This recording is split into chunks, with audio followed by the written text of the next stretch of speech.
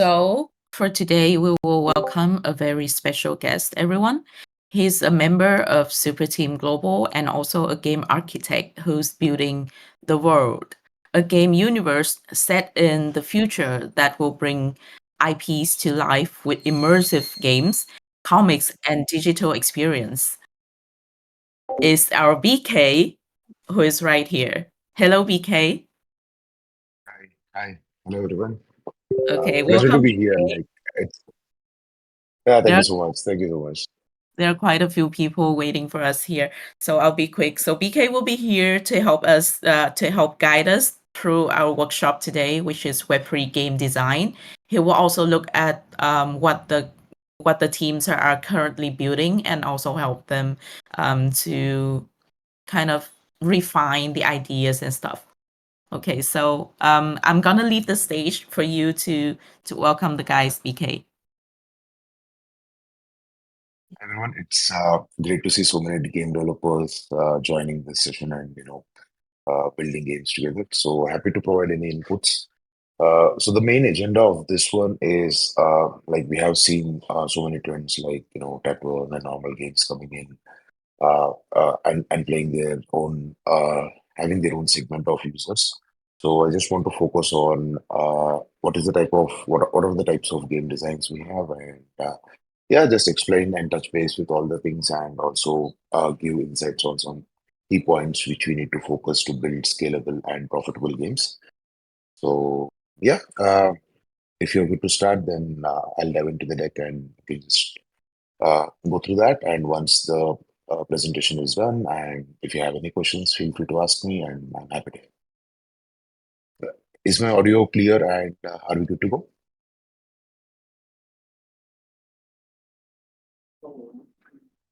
Yeah. Yeah. Thanks.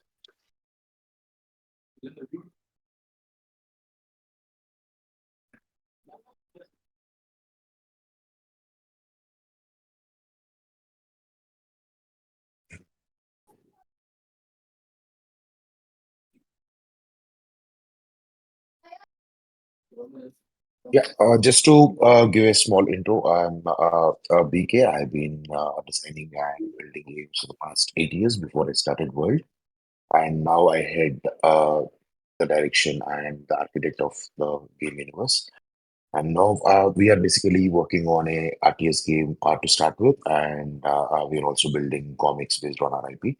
So, as a game design is one of the main core aspects of any game, right? So, if you are whether it is a hyper casual game or if it is a AAA game, you need to have multiple steps and loops that will actually keep the users engaged and make them also buy the packs. That's how the games make money, right? So you generate revenue by providing an entertainment value to the users. So they spend time and they have fun with your game, and you generate money out of it. That's the standard. And Web3 has defined data and has provided multiple ways, which we'll dive into.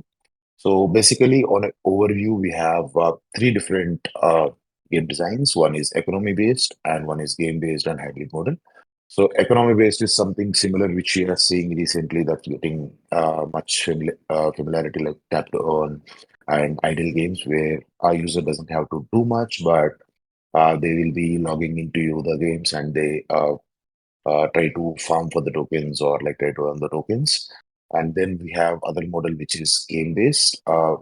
This is majorly focused on games.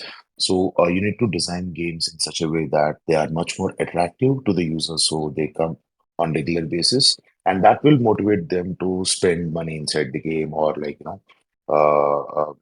become your daily active user and become the core part of your gaming community, right? So RPGs, FPS, racing games, they are basically game driven, and the value of the token is largely influenced by the game itself. And then we have hybrid model.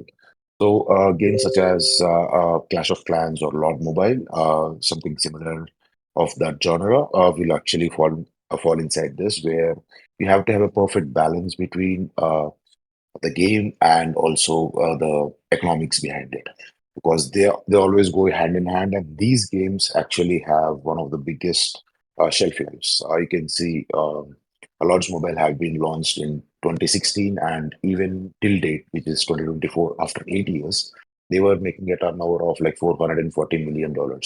So that is only possible because they have cracked the perfect game design model where people are having fun, they have the good social element, and also there is a great economy involved where they can build their base and go to next open.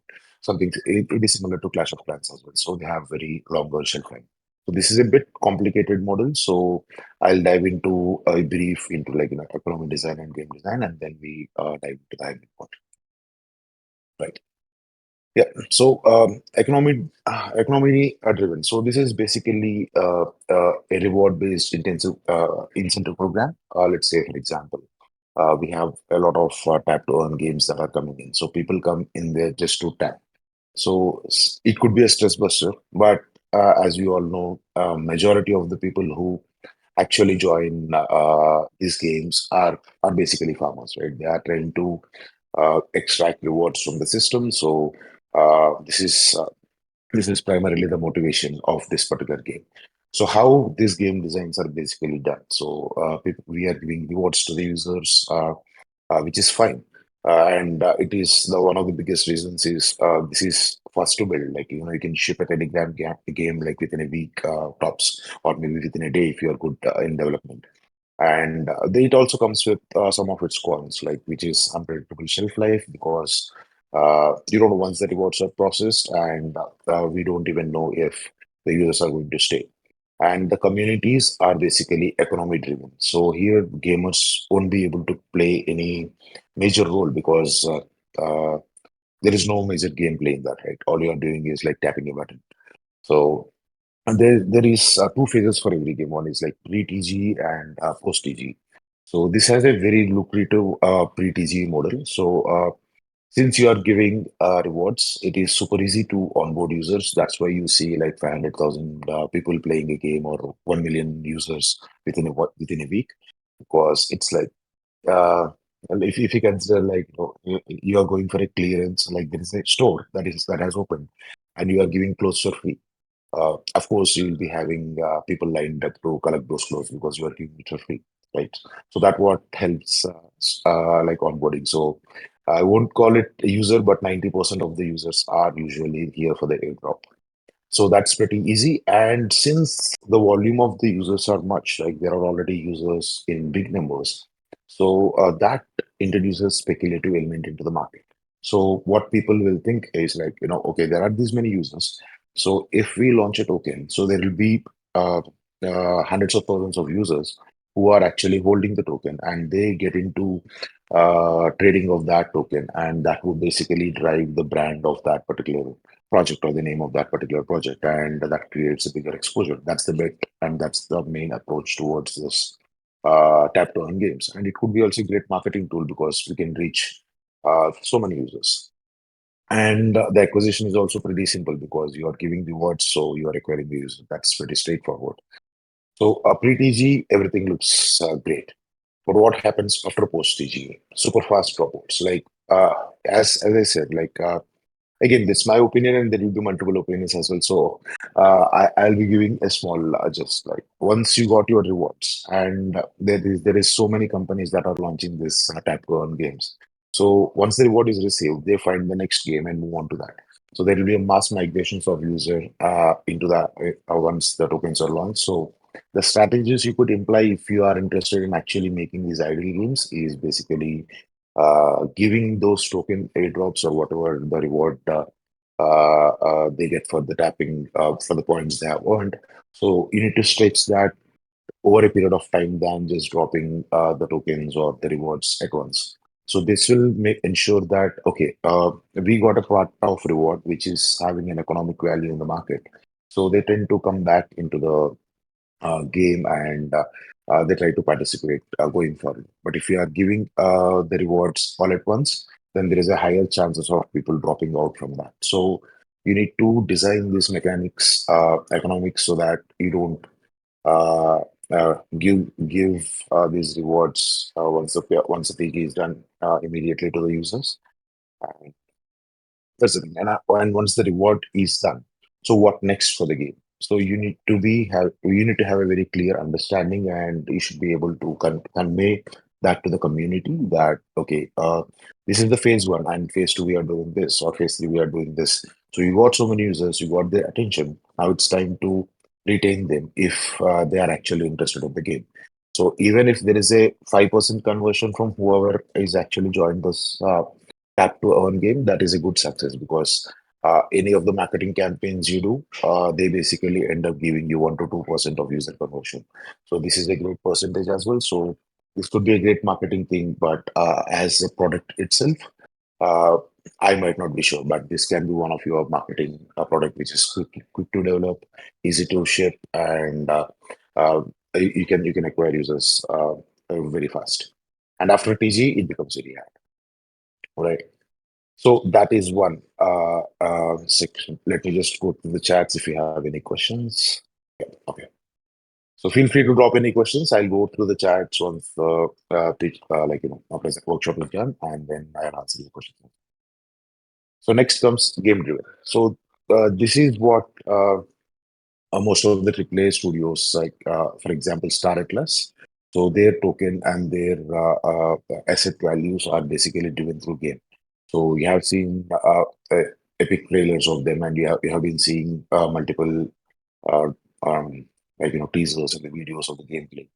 You see they prioritize the quality. So it also comes with its own perks and disadvantages. It is highly time consuming, so you cannot deliver it exactly on the time frames because if you play a lot of Web2 games, you have seen GTA 6 has been postponed for many years. Similarly, Wukong, whatever the game you see, they have been because as the technology changes, you need to adapt to that new technologies to make your game better and better. So these things actually go on multiple iterations and multiple variations, so that you have the best performant game out in the market. So these are basically unpredictable shipping time frames, but the game is actually the main agenda of this one. So KPIs can be derived. What do you mean by KPIs? So you need to have some metrics to understand how your game is performing or how your economy is performing in the markets, right? So let's say once you launch your game, you are running a campaign or you are running an event or a tournament. So you want to understand how users are engaging with that and how often they are coming back to your game and how many percentage of the users are actually the paying users who are generating revenue for your company. All these can be derived because it is properly structured. It will have its own marketplaces. If you go to Star Atlas web page, you can basically see their own marketplace and their own passes, their own ships and everything, and it is pretty much trackable, right? And everything is on chain.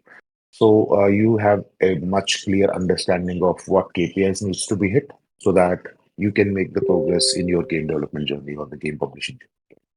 And these are basically game-driven communities. So to be honest, if your game is really good, your token and the economic value that happens in the market wouldn't actually impact the game.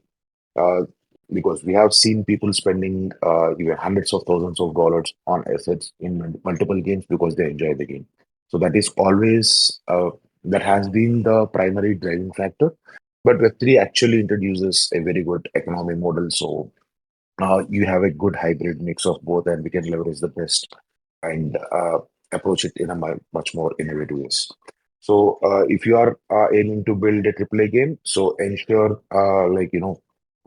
you build in public. So since it is a hackathon, I'm assuming that there are small teams with who are working on small projects and also have a bigger vision of building a bigger universe or a big project as well. So the best advice I could give for game-driven games is since the day you start building your own core community because you want to engage with them, you want to explain your game to them, you want to show them the mechanics. Because the main aspect of game design is it's never fixed. You cannot have a standard template for your game. So once you create a basic core mechanic, which we'll dive deeper in the next sessions, so it will be much more once you interact with the communities, you get a good feedback from them, and that will act as a feedback loop for you to tweak your mechanics and ensure the players are enjoying your game because that is the key factor that drives the token. So in this pre-TG, since you will be building this game for a long time, so you need to ensure that the community understands your vision. So you need to talk to them and show the game videos, and also like explain them what are the key aspects they would expect and what are the main key mechanics that they can expect while they're playing the game. And be in touch with. That's the most important part for this one, because the time frame versus the deliveries would be very it might vary widely.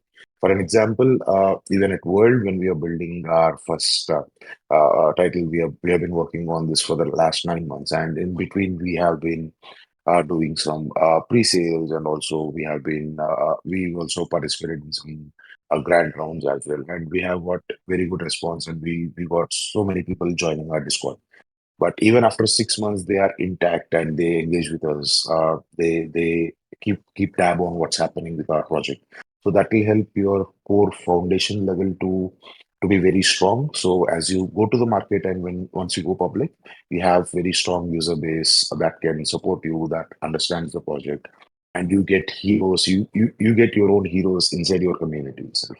So they help you navigate this whole path as you progress in the journey. So community response and vision plays a very big role, because without that, achieving this is highly impossible unless and until you are heavily funded. So, which actually comes to the last point. So, AAA games, as I said, they are very lucrative games and they take time. So, capital injection becomes very tough, because it requires a lot of capital and a lot of patience, because you need to wait those many years to actually expect a return. So, raising would be a tough job compared to other things that's happening, because a token launch, if you do it like within 6 months to 1 year, that is much more lucrative to investors than waiting for like 5 to 6 years, and then because we don't know how the markets behave at that point, right? So these are the major issues with the pre-DG. But when it's post TG, so once you have your token, there will be one challenge which is not a big deal, but user profiles are mixed up. So now the token is launched. The game is known to more people in Web3, so they come back, they come to your websites and they start playing your game or understand how your project is and start acquiring your tokens, which is good for the project. And the curve will not be like spiked up, but it will be like gradually growing, which is very good for games. So here, you need to ensure that there are proper mechanics of how you are using your token inside the game. So a very good example I could give is Off the Grid, which is recently has made tremendous waves in like three gaming. So they have good burn mechanics, like they can use the tokens to get some skins, but the game itself is really good so that people can play. So personally, I haven't tried it yet, but I would love to do it soon. But yeah, as an example, that's the best part. And once post TG, you have more people joining in and buying your tokens and supporting your game. That that makes your project much more lucrative to actually, because you're already having a capital from the community itself, right? That's what Web3 gives you. That's what especially Solana, because with people supporting developers, like these events are not possible anywhere else. So not many, not as far as I know, I'm a Solana maxi, and I don't know any other chain doing these type of events, supporting the builders, giving them the access to everything, and make them navigate this path. So once you showcase your game, then people start supporting you, and that eventually enhances, opens up doors for the capital. And if the game hits, it's much more easier. Like you can raise bigger rounds to actually build your game. So it's like you create one phase of your game, launch it in the market, and showcase what you can build, and that would attract more investments so that you can continue the journey and build bigger brand. So that's with the main key models. And for here, I also want to talk about balancing of two worlds, where it is fully focused on game, and the second one is economy, because this one can give you a overall understanding, and you can take your call based on your game requirements and how you are aiming to basically work on your game. Just a quick check. All right. So here, it's simple. The moderates, the efforts are like not that as heavy as like AAA games in hybrid models. Let's say, for example, games like Clash of Clans, right? So that is an RTS game. You have a map and you have some heroes and you have some armies. All you need to do is build your base and then ensure that they are protected from other player invasions, right? So here, for the game developers, it is much easier to build. AAA games might take 5 years, 6 years, but you can actually cut down the time frame to 1 to 2 years to ship a high quality, at least a double A quality game in RTS or base building mechanics or even PvP modes. So a game like that is much more easier to build with a smaller team size, and the stats are pretty much clear in this because the whole game is based on numbers, right? So let's say if there are like only four types of army, let's say barbarian, archer, catapult, cavalry. That's the army of Lord's Mobile. So you have only four types of armies, and you have like 3 to 4 different types of resources. So you use those resources to basically train the army. And once you have the army, you have heroes boosting the army, and then you go for an attack. So it's all the number game. It's all the players.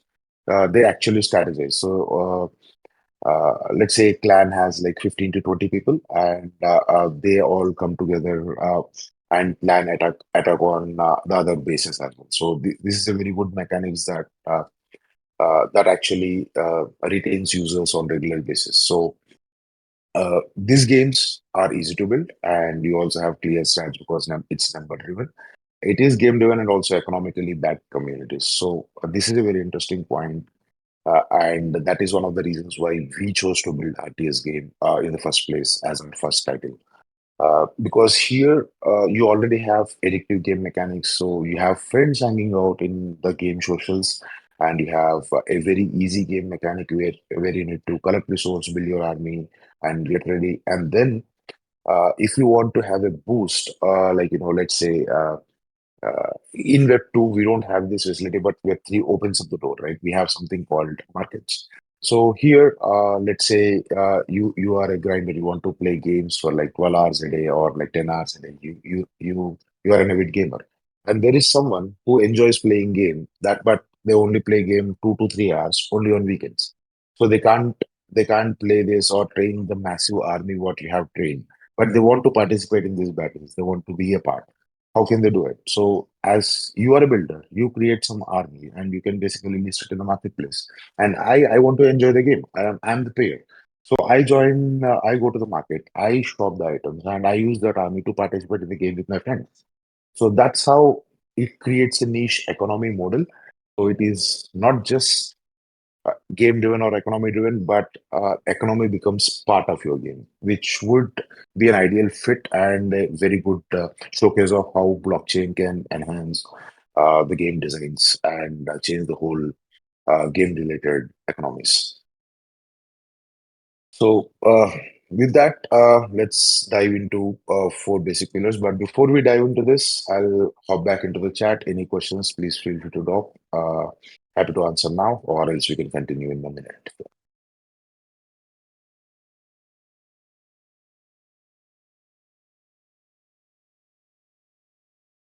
Okay. No questions? Oh, perfect. Okay, so the four basic pillars of the game that is mechanics, retention, interaction, and economy. So these are the major factors that influence how your game is going to operate. Right. For example, every game has come up with a unique mechanic. Right. PUBG, the battlegrounds, it has introduced the concept of shrinking zone with 100 players. So that is a very unique mechanic. There were fighting games, there were FPS games before, and they are very famous. But this is the USP they have got, and that got people hooked into this mechanic, and that blew up pretty fast. And then came Fortnite. They added a builder mode, and that changed everything for them. So, and they polished the FPS mechanics, and now Fortnite records a daily active users of 3 to 10 million or 15 million users sometimes during the peak event periods. And there are also very small and simple games like Agar. It is very small to make, and it's just fun game mechanic where you go and eat other microbes, and it's a multiplayer game. And this also has got millions of users, and it also goes crazy over a period of time. So all the main essence of this is either big or small. You need to have that mechanic in your game, which makes it much fun to play and unique. So that you need to have attention, right? We live in a very short attention span market. So if someone is playing your game, they see your game, and that should actually trigger. Okay, I love this. That adrenaline is what makes gamers play a lot of games, right? So figure out you need to figure out what actually works in your game. So in this mechanic, in this coming mechanics of the game, it comes with again a few multiple steps. One is idea. So outline all the essential. So you have an idea. You want to build a game, as you started already in your in this game jam. So write down all the key mechanics. What are the things that we have inside our game? In these mechanics, what is the first point I would like to focus on? What is more ready to talk to friends, talk to other game developers, show them, okay, this is what I'm building. These are the mechanics I'm introducing. Which one do you like the most? And once you get more inputs, not from just game devs, also ask users, because developers think in a completely different way compared to the user.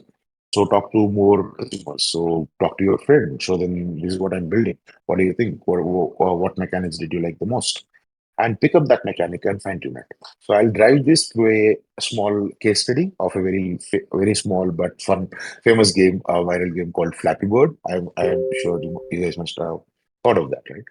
So here, virality is due to the timing and the organic post. Like people started posting, "Oh, this is so tough to play, but it is easy to try. All you need to do is tap." And there is a small mechanic, but the very interesting part in that is it is easy to cross first three pillars, and after that, the difficulty curve goes high, and then it exponentially goes harder. So, which actually makes it very tough for a uh, normal user to try out and make it. So that difficulty factor is the USP of this one. So there was a small interview done by from the developer of Flappy Bird itself. All they wanted to do is keep it very simple and ensure that there is one difficulty metric, and this difficulty curve has been iterated multiple times so that it is easy to start with, and once you start, it gets much more difficult to actually build. So that one mechanic, find it in your game and double down on it. And next, user. So you need to understand what is the persona of your user.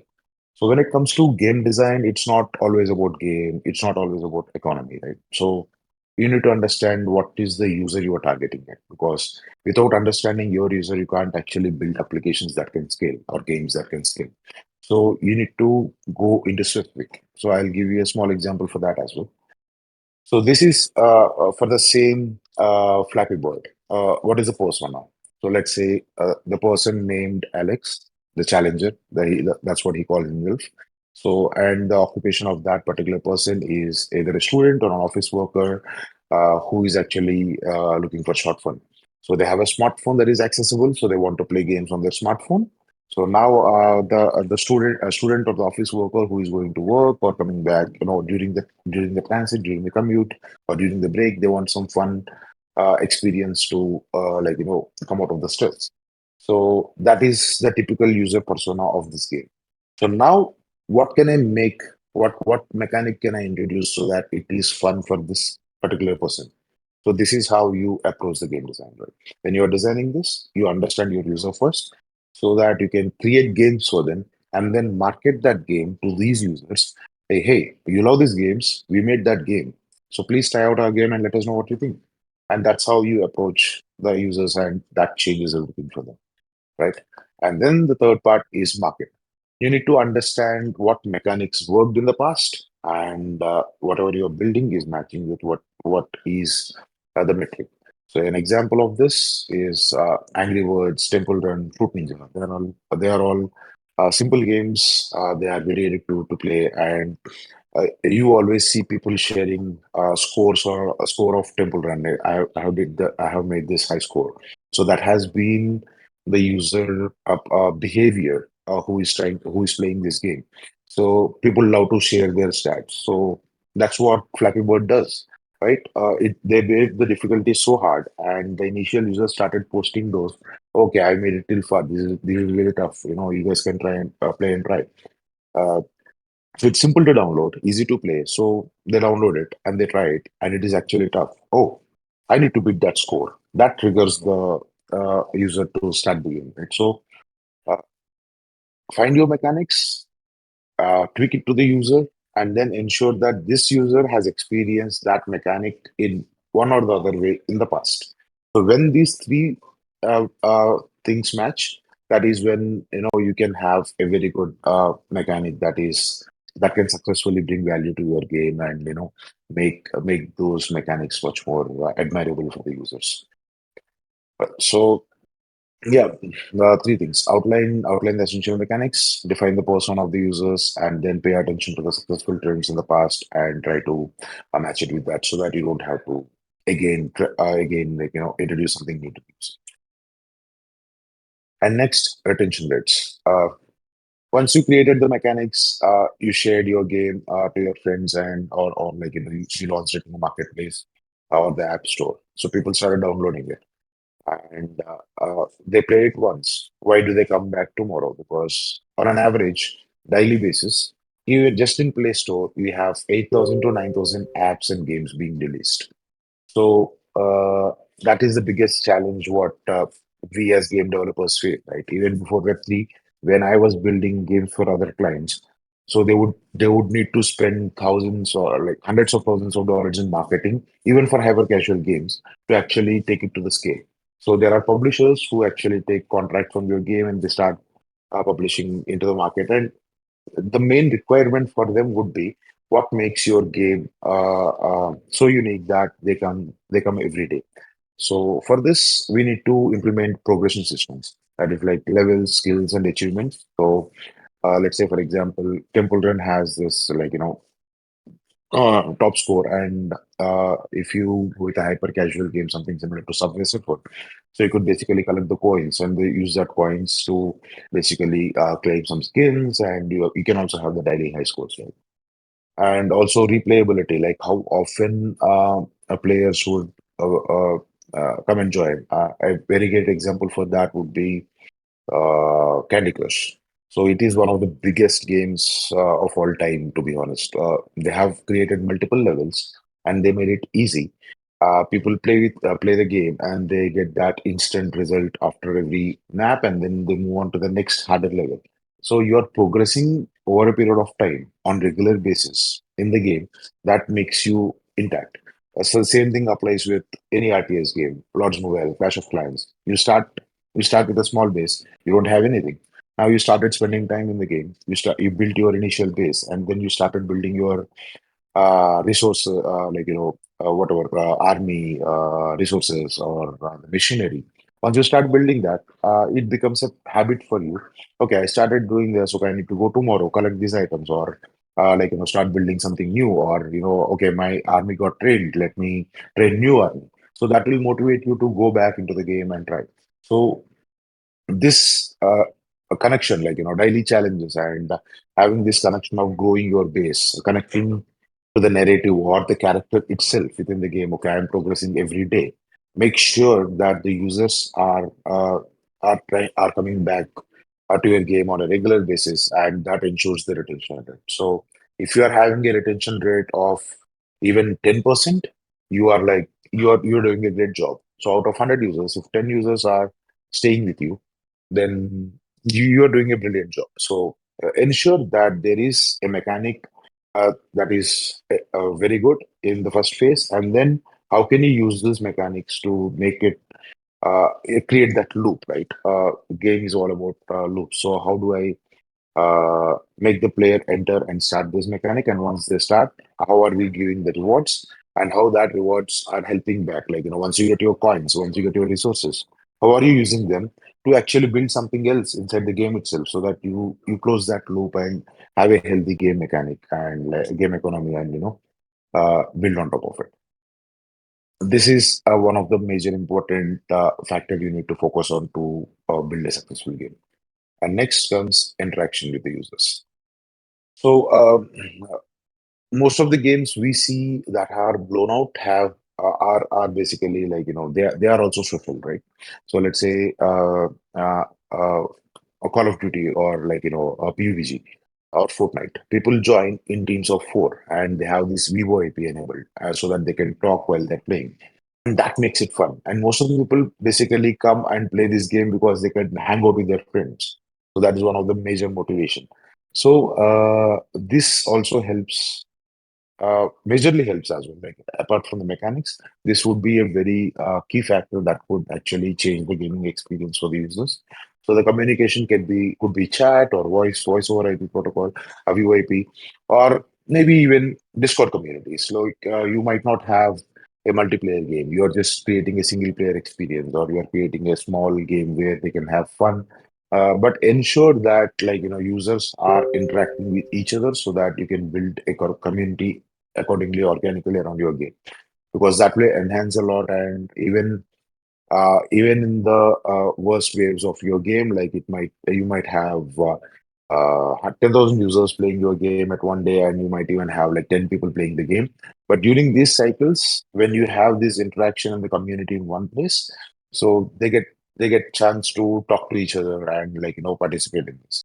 And apart from that, having in-game chats is also very important, or even in-game communications, because when you are implementing clan systems, so they want to strategize their battles. So they would like to have a chat in the game itself. So even I've been an avid user of Lords Mobile. I played that game for like almost 4 to 5 years. I used to go there just to hang out with my friends. I had three friends from Indonesia, three people from UK, and we were all a part of same clan. So we used to go every day and see collect the resources, have a talk like how was your day, what were you doing.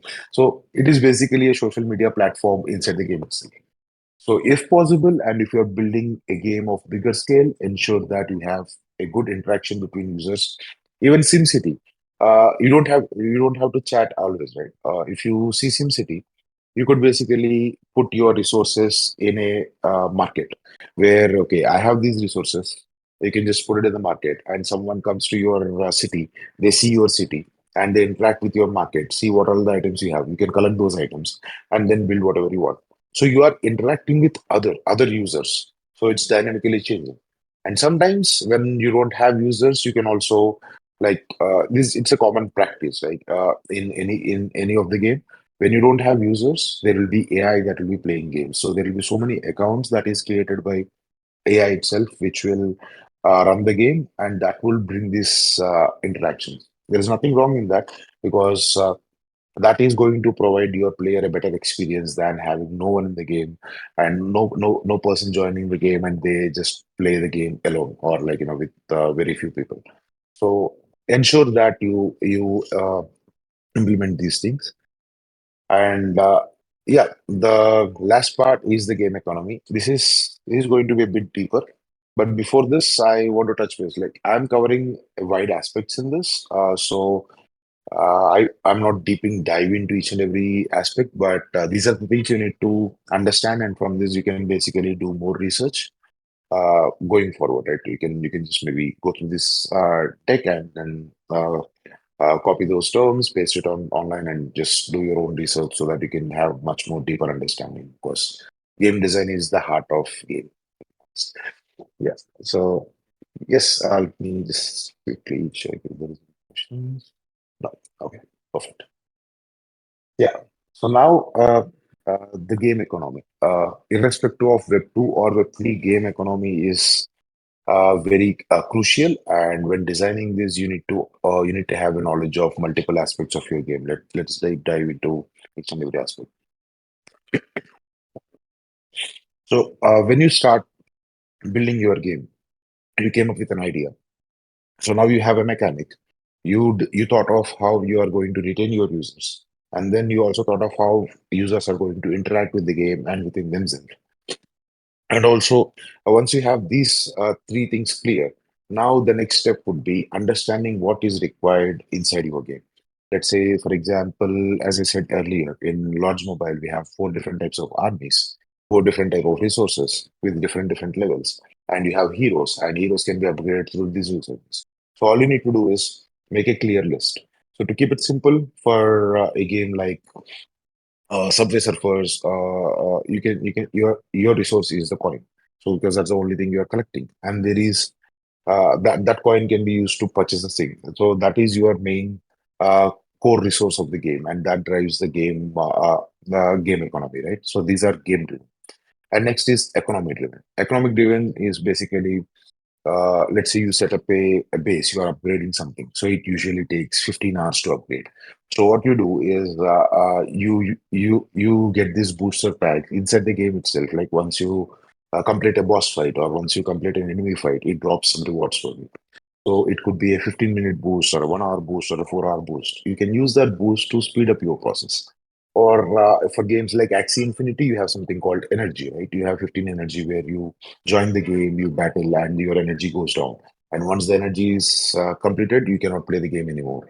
So they are economy driven. And once you are run out of you can purchase that energy using the real money. This is where you start your funnel. So this is where the payments come in, and these are the users who actually pay you for playing the game, and that's what the revenue you generate. Apart from the ad revenue and other revenue aspects, directly through game you can generate through these things. So whenever there is a time-based event, you want to boost it, you buy a pack, or whenever there is a even in Candy Crush, once you are done with five tries, people do reset the time in their mobile phones, but usually you are supposed to buy a pack to actually refill the energy and then go to clear up multiple levels after that. So that is the second type of resources that will be there in the game. And then the third thing is exclusive. So exclusive skins, exclusive power-ups. So an interesting mechanic I would say in Lords Mobile is you could shield up your base up to 24 hours for free because you can get those things. You will get those gems in the game. You can participate in the events, get those gems, and using that gems you can uh, uh, buy 24-hour packs, and you can also buy 14-day packs. So if you purchase a 14-day shield, you can shield up your base for like 14 days. No one can attack you. So this is a very exclusive rare item not everyone possesses. Only people who has done the grind or who has put money. Only these two can get it. So they are exclusive, and they are the rarer elements. So these game-driven assets, they don't have any limit on this. Economy-driven assets, they have a certain limit. You should not bloat your game with these type of assets, or else the game mechanics won't work. And then they are exclusive, which are really exclusive, and you want to keep it that way. And they should not be impacting the game very much, but yeah, slight impact in game will usually be there because that's what motivates them to buy something, right? Skins is a different aspect; they don't get any perks, but when it comes to games like Clash of Clans or Lord Mobile, paying actually defines and makes the game better for them. So that's why they are highly revenue generating as well. So next is balance. This is a very important aspect of game design, to be honest. So there is inflationary. I'm sure you might have heard of this. Like in Axie Infinity, when they started the game to play the game, you need to own three axes, right?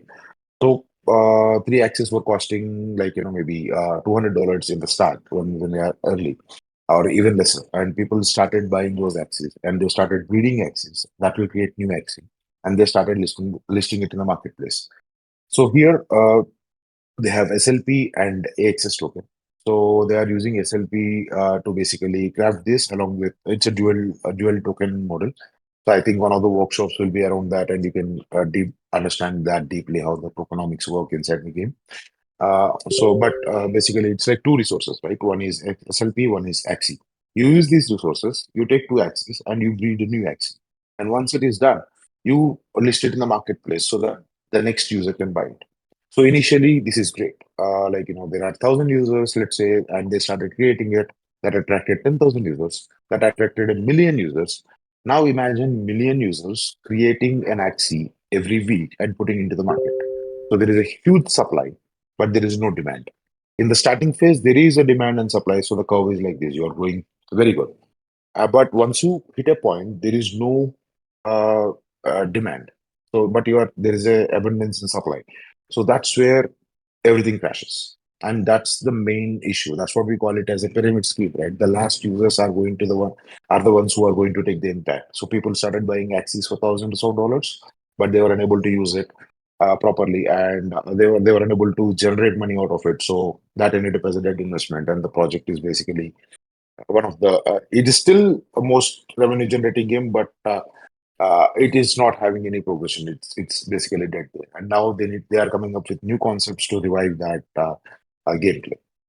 So this inflation is very dangerous. Even if you don't have any token aspect in the game, you should avoid this and avoid this type of mechanics. Otherwise, to build a sustainable game, it's tough. So Axie is a different case because they are the first comers. They had that first user, first to market advantage. So they were able to tap into bigger audience. And after that, so many people have tried it, but they were unable to make it because it is like a pyramid scheme, to be honest. Like whatever I'll be open and honest with you, like it's gonna impact the people who are the last joining users.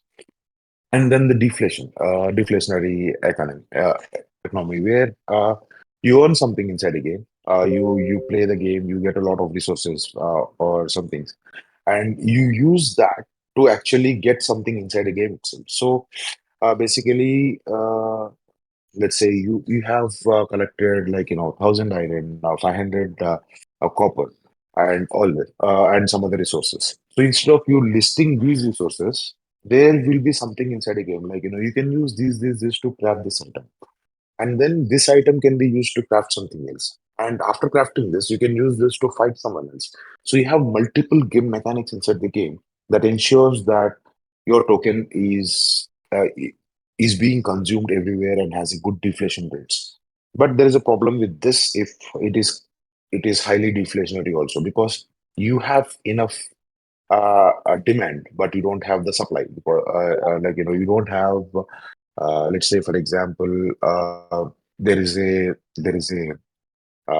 cavalry you want to create, and you need about like 10 food, 10 leather or something. Like there are like 3 4 resources, but to train a cavalry unit you would need, let's say, 5 hours, and you want to train just 5 cavalry units, you need about a day.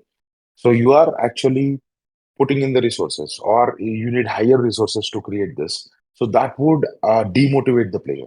So they'll think that, wow, I'm spending so much time. I've been gathering all the resources, but using this, I can only do this. This is really small, right? So my time and my efforts are not being acknowledged here. But this also can be put in a very nice way. That's what Diablo 3, it has a very great deflationary economy. So if we are focusing only on the game-driven aspect and not focusing on the economy part, then deflation is great. If people are spending, because if there is no marketplace, then there is no point of inflation, right? So it's always going to be used inside the game itself. And then comes the balance, as I said earlier, where you craft something, you list it in the marketplace. Someone who likes to use that, they buy it. So this is the balance zone where gamers can actually have fun gaming, and people who want to grind to actually create something and like sell it in the market, they also have a place.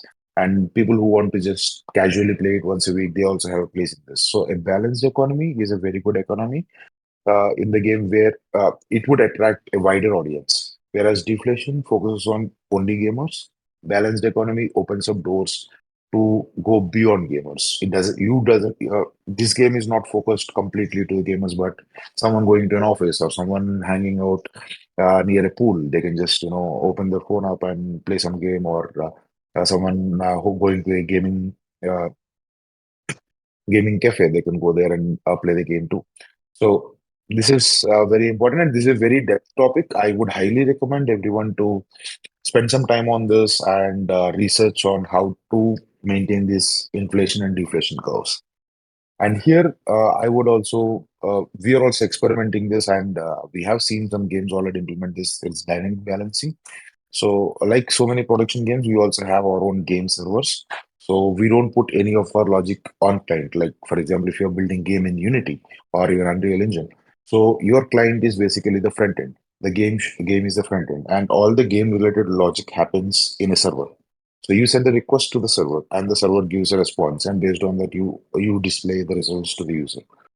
So this helps in a lot of security aspects as well. You can help understand, like you can understand like what or uh, who are using bots, or like because you would know, you could actually analyze the patterns. So that's a different topic altogether. But when you have this game servers, right? So let's say if a axe needs one stone and like 10 stone, 10 wood, and a pickaxe requires 15 stone and 5 wood.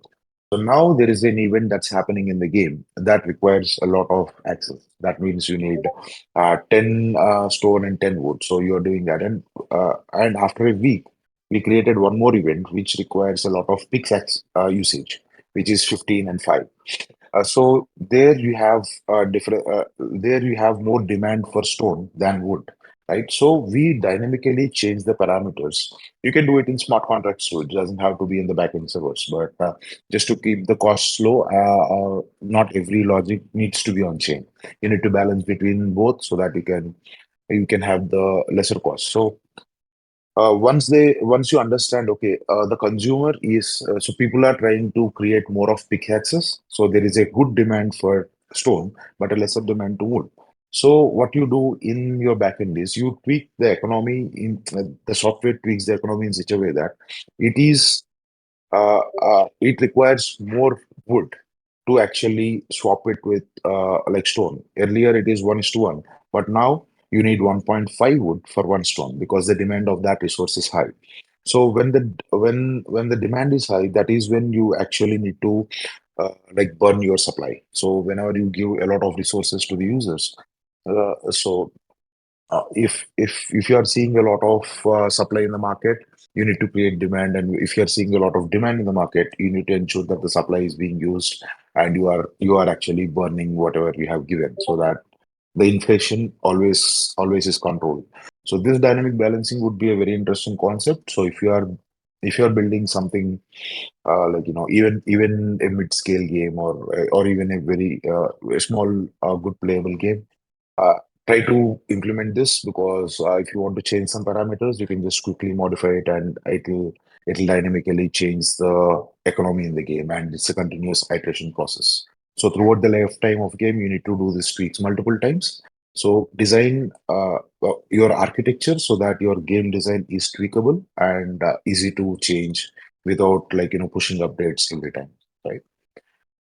So that's game balance, and then the progression. I think I have fairly discussed on this part. So leaderboards, achievements, and rewards. Ensure that you give them the sense of satisfaction that they have done something. So let's say you killed first five enemies inside the game. Give them a icon, like give them a small reward that you unlock this achievement, you kill your first items. You can see that happening with almost any game that's there in the market, right? They have these leaderboards achievements. So this is pretty much straightforward. So ensure that this progression is there. So this will contribute to game economy, because most of the people they love to have this. Gamers love to collect all this. Like once you have those tabs, they have this privilege of like we have done a great job so far. I have made a good progress. So I have made good achievements. So this sense of achievement makes them your regular user, and most probably these users will be converted to paying users. They start paying you for a pass or some subscription or something like that. That's what the monetization is. So once you have these progression things implemented, you introduce battle passes or like special unlocks. There are special zones which can be accessed only for the people who is holding this pass, or participating in this event. And then you can also have these exclusive skins. For example, this is my PFP and it is a skin in my own game. So this is just a very rare thing. So people who can afford it, they buy it, and they use it. So ensure that you create good progression and try to convert them into paying users so that you earn money, and as a company you grow, as a studio you grow, right? And then the testing and iteration. So as I said, start pushing things as fast as possible into the public. So if your typical time frame of building a game is 6 months, start posting things from 2 months itself. Don't create the whole game. Create a mechanic, release it. Understand what your community is thinking of, what your friends are thinking, what others are giving you feedback, and then tweak it to make it better. And then you can do it multiple times. You have to do it multiple times because game design is something. It's not a straightforward solution. Right? You go to market and market tells you what you need to do, and based on that you create, right, remove what is not required, add up what is required, or improve what is required, and then you keep on iterating that. And if your game is like 6 years, don't wait for 6 years. Like even our world we have been building for the last 2 years. Our first year has been completely testing, and the last year, 2024, we have been focusing on building the IP, creating the architecture and everything. Our game we are aiming to do in the next month. So, but we already started building our game. We have some small snippets. So what we do is within next 2 months, we are planning to do a small alpha, a private alpha launch to the community who are in our Discord. So they're gonna play our game. They're gonna give us feedback, and then we do public alpha, which will be open for like 1 week or something. We'll bring more users, and they'll try out the game and give feedback. And then we go with private beta, then public beta, and then main launch. So this is going to be spread in a span of like 1.5 years. But the initial point, even before the whole game is complete, or even before 30 to 40% of game is complete, get it out, get the feedback, and iterate. That is very important. Yeah, that's it. Just to give a quick overview of everything. Uh, get your idea, find that USP of the mechanic, and then from there ensure that you have great retention to that mechanics. Ensure that there is a closed loop system where people can come every day and play your game, and ensure your users are interacting on regular basis and building a community around it or talking about it on a Twitter, so that just make them feel they are a part of your journey. That's the beauty of Web3, right? That's the beauty of Solana as well. We are all here because of the community. The super team is here because of the community, right? So we work together, and that's the magical aspect. And for any indie developer, you cannot build this community in Web2 that easily. You need to do a lot of grind, and this is a very unique opportunity for you to build communities. So go for it. This is the right time to actually take that and build your studio around your community itself. Once this is done, ensure that you have great like mechanics. So you ensure you list down all the resources in your game, prioritize them, because who are what resources are game driven, what are economy driven, which are going to give you money, and which are going to give you a lot of money. So those are like skins. Like they just want to support you because you made a great game and they want to buy something and support you. So they are exclusive things, right? And then ensure that there is a balance between your economies. Ensure that there is a closed loop. It should not be inflationary. Deflationary is good, but it's bad for economy. So ensure that if there is an inflation coming, you have a mechanic that actually drops that inflation curve. Like, feel free to destroy assets. Don't. Yeah, this is one important thing I want to tell. Please feel free to destroy the assets. So if someone has created a cavalry unit or a robot which can go into an army, as the fight happens, if the bot dies, kill it, burn the asset, because that's how you're gonna create deflation. People are scared of not doing it, but gamers are used to it. So you build something, if you are going in a battle, you're destroying it. Or if you're not destroying it, you're not creating deflation. You're promoting inflation in your game. You don't want things to die. So which is not the right way, right? So be open, create the game your way. Don't get swayed by there could be pressures from investors. No, you need to drop some rewards. You need to do this. That's okay. Make sure that you follow the base core principles, and in the end, ensure that you have this perfect balance, and check that with the community and get feedback from them, and ensure that the community is enjoying your game. And obviously, everyone else will understand what you're building once you ship the game and it makes its noise. And there is one last bonus slide. pitfalls, what you need to avoid. So as I said, in the economic model, there is something that provides like boost to the players. There can be slight mechanics that would actually help players progress in the game, but play to win mechanics is actually bad for your game because that makes the usual gamers drop off from your game, and you will have only non-paying players. They literally you only have the paying players, which is not bad, but you won't be able to scale that big, or you won't be able to build a community that actually loves playing your game. So avoid that, and over monetization. So that is also a very big problem. Like if you are just giving a plain character and everything inside the game, every skin inside the game needs to be purchased, which is not a good thing, right? And in Web3, that is the biggest pain point. Everyone is thinking, okay, you need to have this NFT to play my game. That's obnoxious, right? So that is not the right thing to do because people don't want to burn or spend so much money. Like for everything, if you are paying, even the gas, right? So for example, every interaction that's happening inside a game, if you're posting it on chain, that attracts a fee. And if a user need to pay for every step they are taking in the game, then that's crazy. So that doesn't help you retain user. So ensure that no, don't just go by the narratives that is driven, but understand what it takes to actually run your game on scale. If you're thinking about 100 users, 1,000 users, then it's okay. This doesn't matter.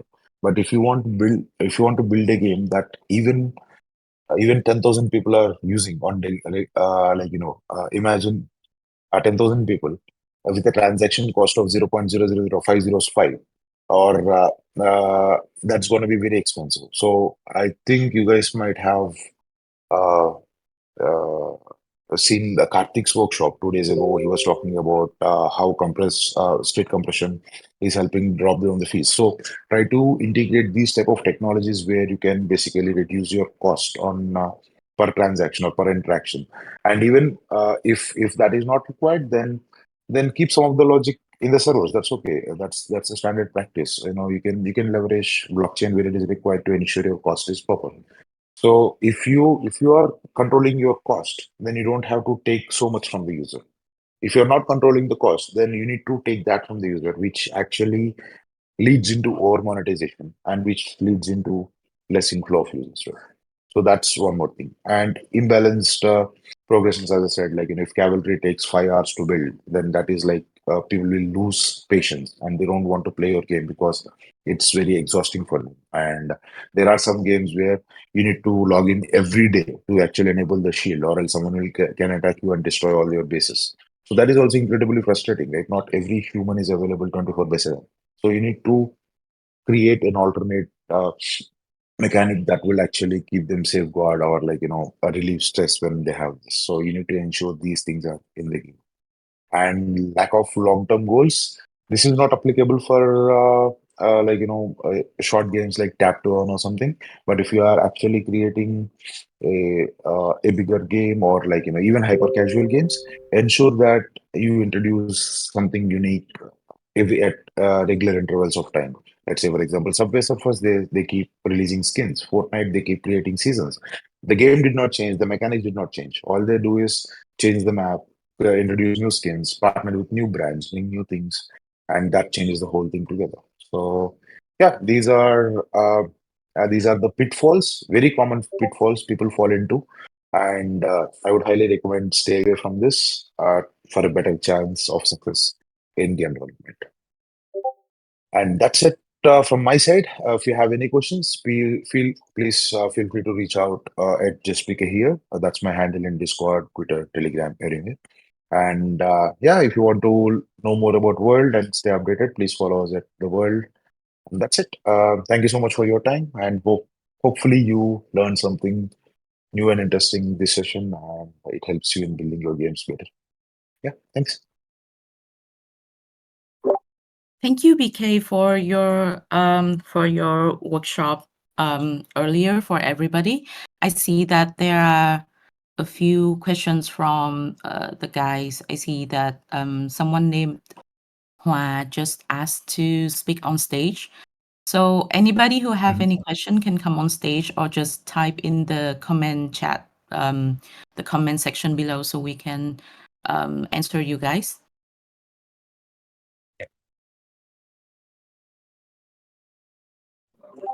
Nếu mà câu hỏi thay vì là đây anh nhấn vào cái không à, nếu mọi người có câu hỏi thì có thể là câu hỏi nói trực tiếp ở đây nhé, hoặc là chat ở cái phần này.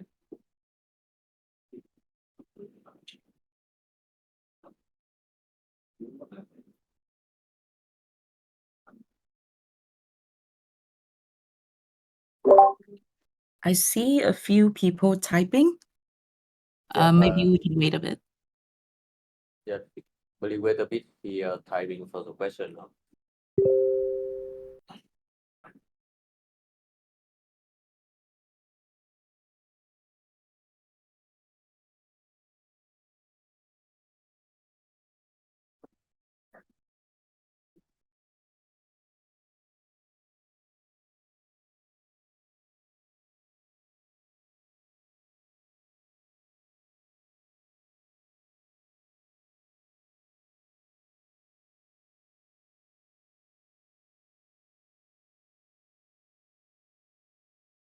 Bây giờ câu hỏi nói luôn rồi. Anh còn nói hỏi luôn đấy. Em invite anh lên cái main chat, anh check ở chỗ này có ba đứa anh có thể hỏi em bị rồi.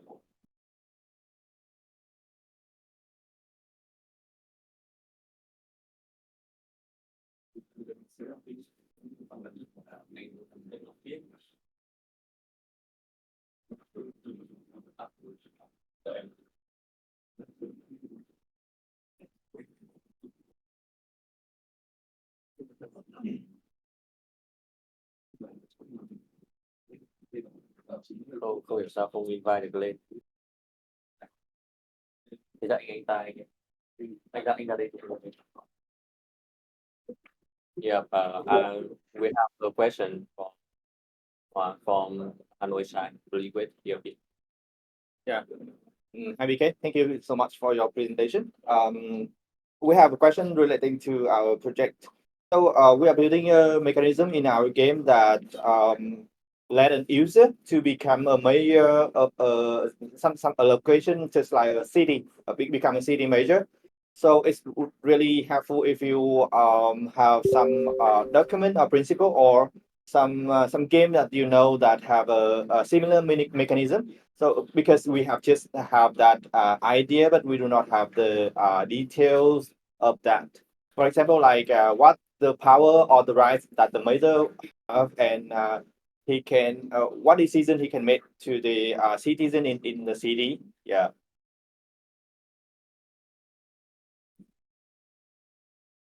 Yeah, that's actually a pretty interesting game mechanic. You can basically leverage Web3 in a very good way for that. This actually falls under tycoon games. So there are like so many tycoon games, like for example, business tycoons. Or there is exactly a game where you have a mayor in Web2. I can maybe share the link. I forgot the name, but where like a mayor will be elected. So there will be a small town with pre-built buildings, and you as a major start your you as a mayor start your journey in the game, and you there are like what does a mayor do, right, in real life? So the best way to craft the mechanic is try to be as relatable as possible with the real life characters, right? What will a mayor do? So mayor prime principle is to keep the city safe or the locality safe, and then their second thing is to grow their economy so that the people in that particular area are getting the benefits of the city, right? So that's the second thing, and the third thing is you need a better infrastructure for the people in your city. So these are the core aspects of what, like there could be many, like the mayor actually does a lot of things. So these could be the three core things what a mayor can do. So if you are creating a simulator or a tycoon game that is towards a city building, so these are the things you would need to highlight and build the game mechanics on. So now, as a mayor, you have access to a treasury. So the game starts with some amount of money or like in-game currency in the treasury to start with. So now you as a mayor will start spending that money in multiple things to ensure your people are safe. You are creating infrastructure that attracts more people into your town, so your town becomes bigger, and you create more buildings so that more people are coming in, and then you create enough economy so that the people who are coming in are happy. So this is something similar to SimCity also, right? So SimCity also does the same thing. So you start with a small building, and then you start building factories to actually provide food and other resources for the people who are living, so that they are happy. You also create parks in that particular location. So it's a very good model to try out on Web3, because these economies can be really simulated well. And let's say if a player is building a city, and there is one more mayor who is a friend. This mayor has got a lot of electricity built, like you have created a lot of solar panels and everything, and you made your city green. And there is someone who created a lot of industries which can create a lot of produce, right? So they have demand of electricity. What you can do is this person can buy electricity from this person so that he can run the industries, and the player who is building industries can basically sell the resources to this particular mayor, so that he can keep his people happy. So you can create a barter type of economy around this, and it could be very interesting. Yeah, that's a good game to start with. And yeah, you can go to SimCity, you can go through Tycoon games, and yeah, you can build a very good mechanic around this for sure. So SimCity would be a good game I would recommend for you to start with if you're looking at the game idea. Yeah, SimCity. Thank you very much. Yeah, and I can also share you other Tycoon games maybe at a later point of time. If any questions, feel free to drop a message, and I'm happy to help.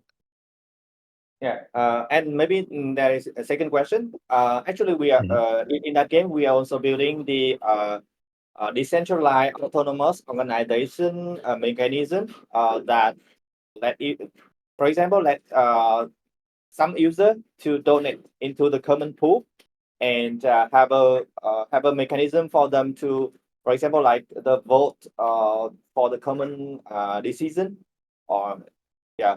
So do you know some kind of suggestion or documentation or principle relating to building the mechanism for that kind of DAO? Yeah.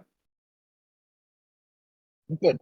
Uh, DAOs can be used, but let's say you can actually implement these mechanisms when there is clans, right? So let's say, for example, you can create a clan with like 4 to 5 people, or like 10 people, 20 people come together and they create a clan. And Yeah.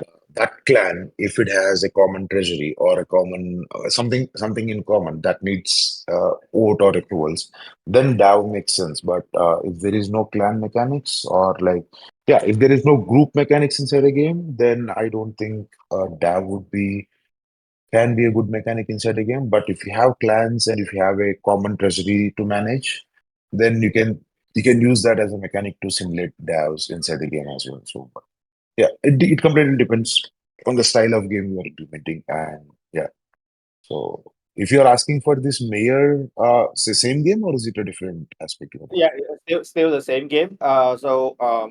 Yeah, the more story about our game. We built weather insurance game which will be in multiple location, multiple city, and in each city we tend to build a clan in that city, and each clan will vote to have the major in a certain Hmm. time.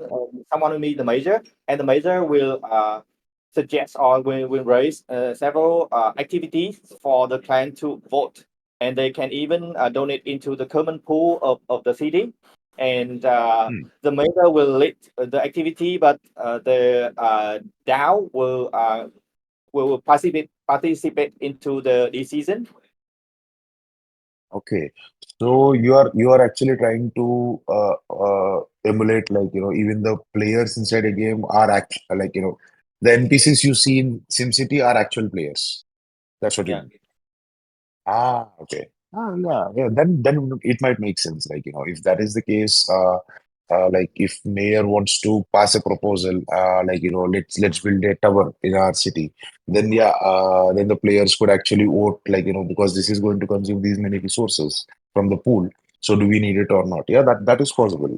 I was thinking you are building more of tycoon game. If it is like multiple users coming together and running a city and there is one mayor elected from those people, then that's a complete different mechanic altogether. Yeah. Yeah. That's an interesting approach. I'll maybe think about it and maybe you can send me a small blog about it. So I'll just think over it. If I find something, I'll just get back to you. That's an interesting mechanic to try. Yeah. So let me connect with you after this. Yeah. Yeah, sure. Please feel free. Uh, do you know of any puzzle GameFi which had good performance in market right now? Hi, Moon. Regarding puzzle GameFi, to be honest, I am not very much focused in hyper casual style games, so I don't observe market in that particular segment uh, much actively. So I'm sorry, I'm not sure of any puzzle GameFi that is actually performing in the market right now. But I could actually give a small mechanic because we also have some puzzles inside the game, like small puzzles. How if you are thinking of how implementing, like maybe you could have only 100 or 1,000 unlocks for the people who solve the puzzle for the first time. So that is a straightforward mechanic what we are thinking. But yeah, as of the game already in the market, I'm not sure.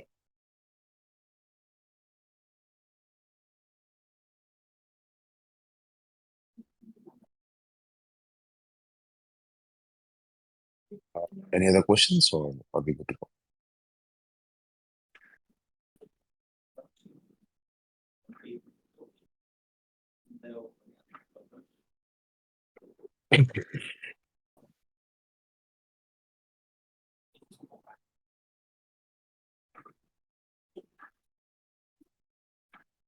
Wrong? Ray?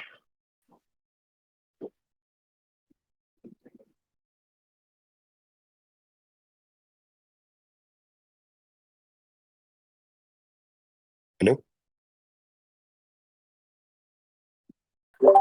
Do we have any other questions from Ho Chi Minh City side or from Hanoi side?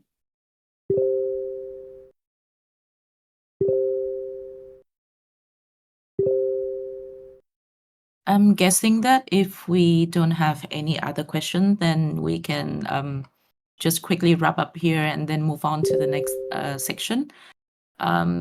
Thank you again, BK, for leading us for our Web3 game design workshop today. And everybody, if you still have any other question, you can reach BK here or request a mentor meeting through Superteam Vietnam. And I'm sure that BK would be very happy to join any group chat if you have anything specific that it's kind of like specific for your own game that you need help with. Yeah, sure. Happy to help in that. And I might be traveling to Vietnam in the next month. So if the teams are there, I'm happy to meet and Awesome. So I think we can wrap up the section here. yeah. Yeah. All Yeah. right. Thank you so much for your time. Hope you learned something today. Yeah. Have a great day. Bye bye. All the best for your games. Awesome. Thank you, BK. Thank you. Bye.